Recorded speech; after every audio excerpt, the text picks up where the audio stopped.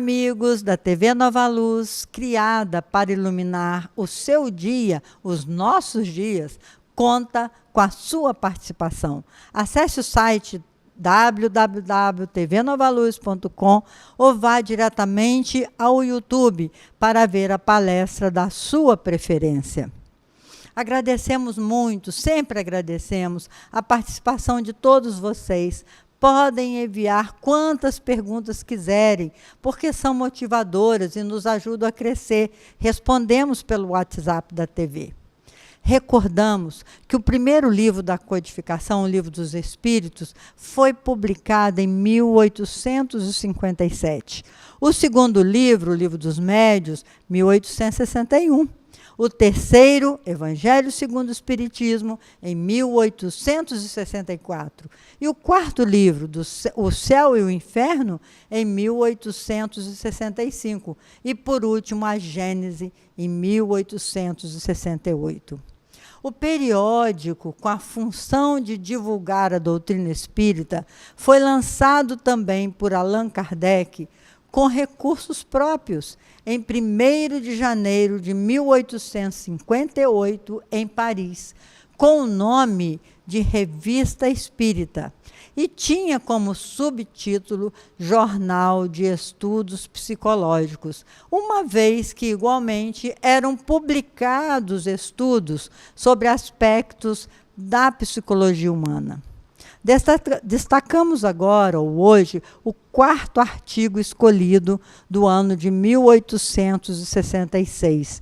Vamos olhar no slide, Revista Espírita, 1866, um artigo do mês de julho, denominado Estatística da Loucura.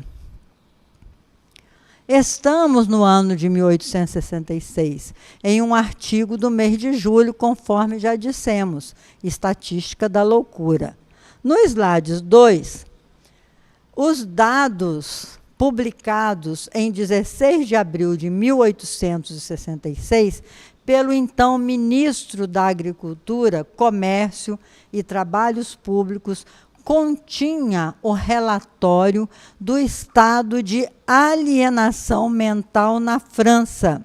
Esse tipo de relatório era apresentado de 5 em 5 anos e dirigido ao imperador. Muito extenso, sábia e conscienciosamente feito, esse relatório era uma prova da solicitude com que o governo tratava essa grave questão humanitária. Eles nos interessavam, disse Kardec, nos interessavam bastante, porque eram um desmentido formal e autêntico às acusações lançadas pelos adversários do Espiritismo, por eles designados como causa preponderante da loucura. Diziam que o Espiritismo provocava loucura, meus irmãos. Na verdade, os documentos citados constatavam um crescimento considerável do número de alienados, onde o Espiritismo não foi citado. Vamos ver no slide 3. Este número, média de 750 doentes por ano. Esse número, que nos asilos especiais era, em 1835, no ano de 1835, tinham 10.539 alienados, em 1861 já eram 30.229 alienados. Foi um aumento de 19.700 em 26 anos, ou seja, uma média de 750 doentes por ano. Depois dessa aceleração, que foi maior de 1835 a 1846, aconteceu uma desaceleração e foi decrescendo. Kardec coloca na Revista Espírita todos os dados discriminados. Quem quiser pode ir lá consultar, que aqui nós colocamos apenas o resumo. Desde então, o senhor ministro, que em face dessa desaceleração, também verificada nas admissões, certamente que o crescimento verdadeiramente excepcional dos asilos franceses, em breve seria também detido. Do ponto de vista da natureza de sua enfermidade, os doentes em tratamento, em 1º de janeiro de cada um dos anos, 1856, 1861, eram classificados em loucos, idiotas e cretinos. Em cada uma dessas doenças, havia em torno de 23 mil doentes, e a variação de crescimento para 5 anos em torno de 4 mil doentes. O fato notável deste quadro foi o aumento considerável em relação aos loucos, ou seja, ingressavam mais loucos do que idiotas. Os loucos aumentaram 32%, mas, na verdade, foi de 14%, porque essa diferença foi consequência de admissão nos asilos um grande número de idiotas, o que hoje em dia nós chamamos de portadores de necessidades especiais. Antes dessa nova estatística, eles ficavam no seio das famílias. Não sei se vocês estão entendendo, meus irmãos, mas o número de 32% dos doentes, entre loucos e portadores de deficiências especiais, os loucos eram só 14%. Dividido por sexo, o efetivo da população total dos asilos oferece cada ano um número maior de doentes do sexo feminino sobre o masculino. Vamos ver no slide 4. Mais doentes do sexo feminino. Então, a média anual, calculada no período de 6 anos, foi para cada 100 doentes, 51,99 eram mulheres e 48,10% eram homens. Essa desproporção entre os dois sexos, que se repetia anualmente desde 1842, com ligeiras diferenças, foi devida à maior mortalidade dos homens. Além disso, eles ficavam menos tempo nos asilos do que as mulheres. A partir de 1856, repare que o Livro dos Espíritos ainda nem tinha sido publicado. A partir de 1856, os doentes em tratamento nos asilos foram classificados de acordo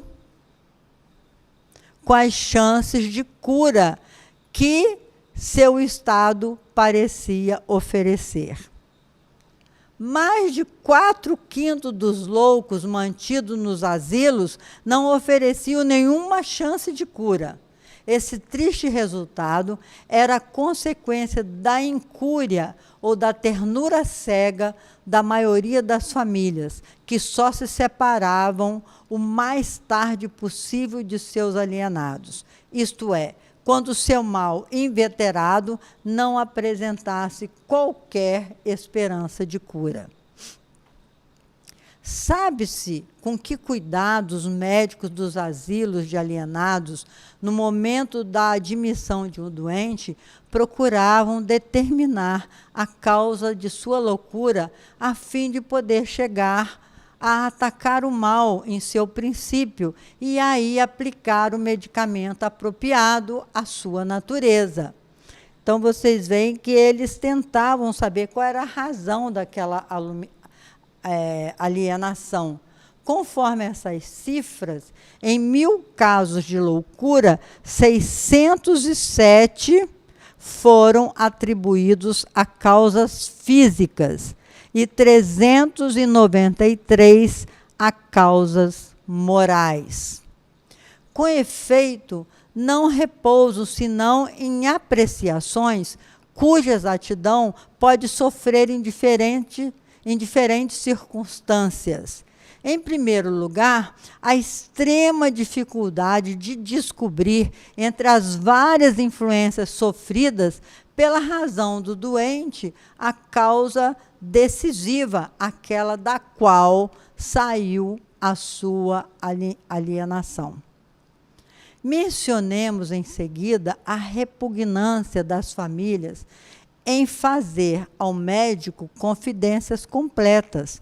Talvez se tivesse de levar em conta igualmente a tendência da maioria dos médicos em considerar as causas morais como inteiramente secundárias e acidentais, para, de preferência, atribuir o mal a causas puramente físicas. Ainda hoje é assim, meus irmãos. A gente prefere dizer que é um problema físico do que é um problema moral, o fato da gente entrar num surto psicótico, por exemplo. A loucura se produz com mais frequência sob a influência de causas físicas do que de causas morais, pergunta Kardec. Eis os fatos colhidos sobre este ponto, a abstração feita da hereditariedade e para os loucos admitidos em cada um dos 5 anos do período de 1856 a 1860. Então, ele mostra nesse relatório que a maior causa da loucura era a embriaguez. Em suma, a abstração feita da hereditariedade resulta das observações colhidas sobre os doentes admitidos em nossos 282 asilos de alienados. Então, naquela época, na França, já tinha 282 asilos de loucos, entre aspas, alienados, durante o período de 1856 a 1860, que, de todas as causas que concorrem para provocar a loucura, a mais comum é a embriaguez. A loucura, portanto, se produziria muito mais frequentemente sob influência física. Essa observação é comum a ambos os sexos, com a diferença, todavia, de que, para as mulheres, o número de casos cuja origem foi atribuída a causas morais foi relativamente mais elevado do que para os homens. Claro, os homens bebiam mais do que as mulheres. Os 15.866 casos em que a loucura pareceu provocada por uma causa física se decompõem da seguinte forma: efeito da idade, nudez e miséria, ou nanismo e abusos venéreos, excessos alcoólicos, vícios congênitos, doenças próprias das mulheres, epilepsias e outras doenças do sistema nervoso, golpe, quedas, lesões, etc. Quanto aos fenômenos de ordem moral, os que parecem produzir a loucura com mais frequência são, primeiro, os pesares domésticos e a exaltação dos sentimentos religiosos. A seguir, vêm os reveses da fortuna e a ambição não concretizada, excesso de trabalho, cólera, alegria, pudor ferido, amor, ciúme, orgulho, acontecimentos políticos, passagem súbita da vida ativa à inativa e vice-versa, isolamento e solidão, prisão simples, prisão em regime de isolamento, nostalgia, sentimentos religiosos levados ao excesso e outras causas morais. Veja como Kardec tomou cuidado de anotar tudo isso nos artigos da Revista Espírita para a gente saber a seriedade com que estudavam as causas da loucura. A loucura diminuía com o advento do espiritismo. Kardec verificou, portanto, que o aumento da loucura, constatado a partir de 1835, foi perto de 20 anos anterior ao aparecimento do espiritismo na França.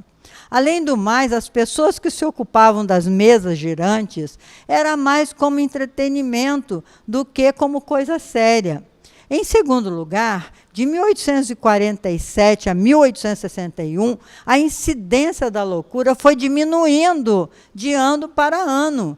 E a diminuição foi mais forte de 1856 a 1861, precisamente no período em que o espiritismo tomava o seu desenvolvimento.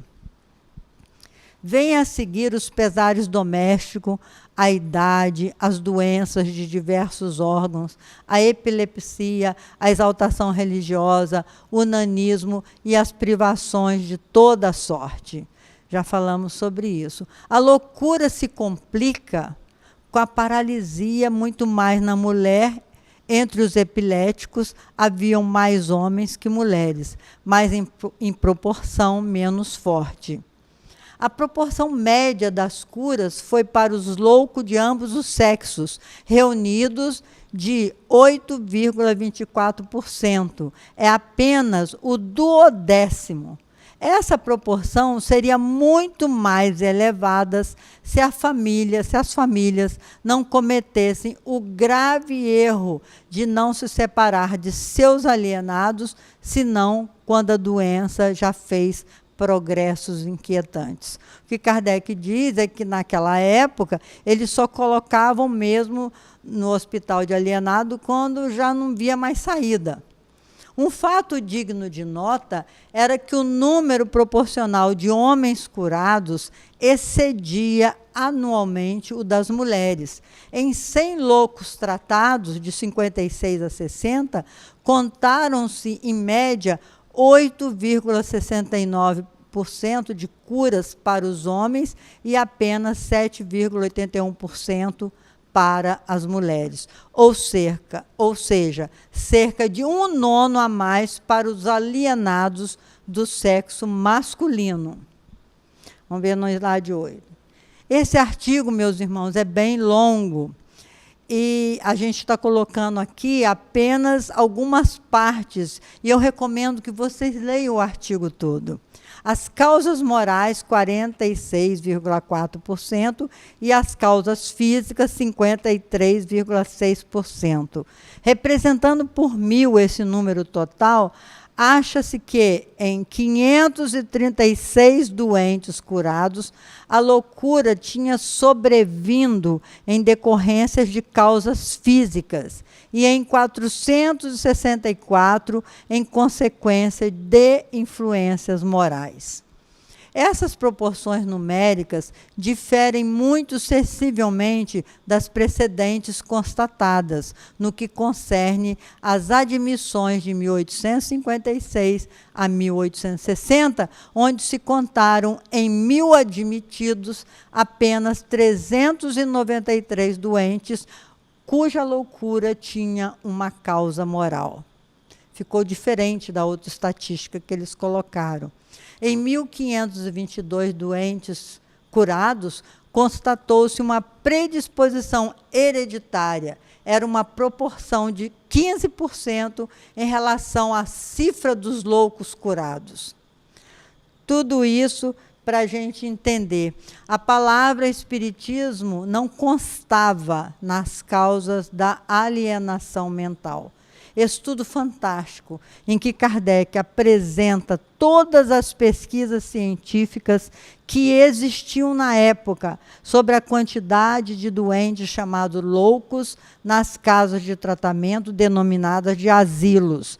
Dessa forma, ele comprovou que não era o espiritismo que levava as pessoas à loucura.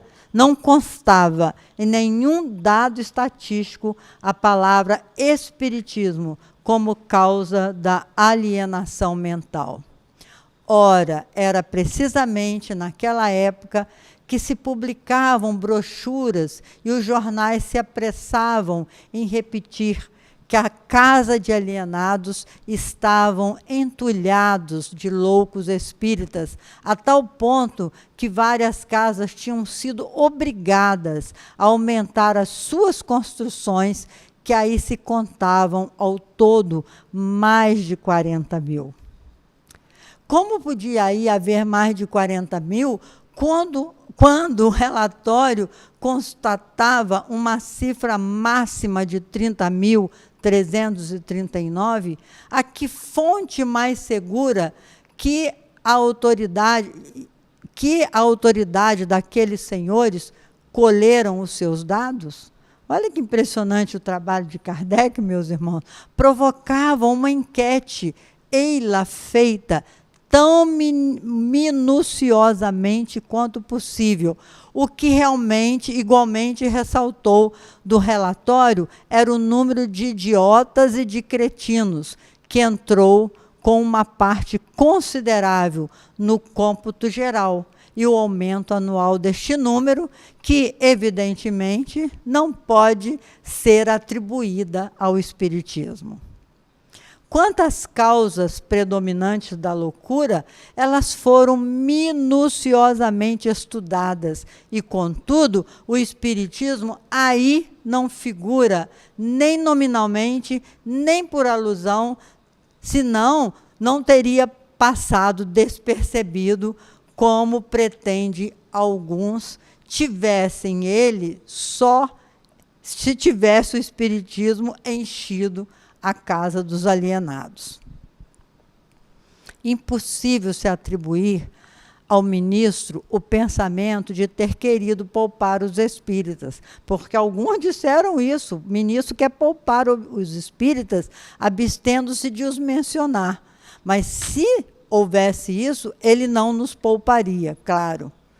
Em todo caso, certas cifras viriam recusar qualquer parte preponderante do Espiritismo no estado das coisas, e se fosse de outro modo, as causas morais predominariam em número sobre as causas físicas.